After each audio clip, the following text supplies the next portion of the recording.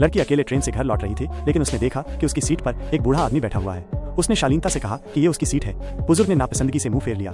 जब लड़की ने दोबारा याद दिलाया तो बुजुर्ग गुस्से में खड़ा हुआ और उसे जोर से थप्पड़ मार दिया। वो गालियां देने लगा और बोला कि वो सीट क्यों नहीं छोड़ रही है। लड़की रोते हुए पूछने लगी कि उसने उसे क्यों मारा। बुजुर्ग ने कहा कि उसकी उम्र 70 साल है और उसे रास्ता देने को कहा, लेकिन लड़की ने फिर भी सीट बदलने से इनकार कर दिया और जिद की कि वो तुरंत उसकी सीट खाली करे। बुजुर्ग ने अपनी छड़ी उठाकर उसे भगाने की कोशिश की और चिल्लाता रहा कि लड़की उसे परेशान कर रही है। लड़की ने उसकी छड़ी को धक्का देकर हटाया और कहा कि वो अभी पुलिस को बुलाएगी। तभी बुजुर्ग की बेटी बोली कि ये तो सिर्फ एक सीट है, उतरने के बाद वे उसे वापस कर देंगे।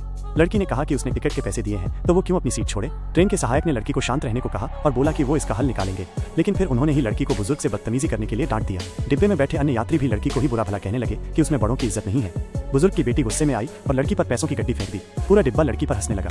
लड़की ने गुस्से में पूछा कि उसने पैसे क्यों फेंके। बुजुर्ग चिल्लाया कि लड़की में तमीज नहीं है और फिर से छड़ी उठाई ताकि उसे सबक सिखा सके, लेकिन वो खुद ही गिर पड़ा। उसकी बेटी ने लड़की को थप्पड़ मार दिया और रोते हुए बोली कि वो अपने पिता को डॉक्टर के पास ले जाएगी। लड़की चाहे जितना सफाई देती रही कि वो निर्दोष है, लेकिन डिब्बे के सब लोग उसी को गलत ठहराने लगे।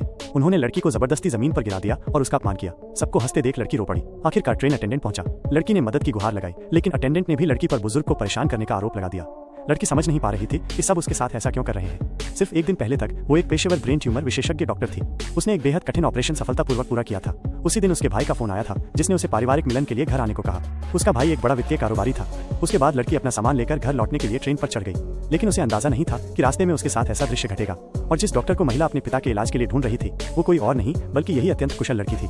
जब भाई ने अपनी बहन का ये अपमान देखा तो उसने कसम खाई कि वो सबको इसकी सजा दिलाएगा। पार्ट 2 देखने के लिए चैनल को सब्सक्राइब करके कमेंट में पार्ट 2 लिखो।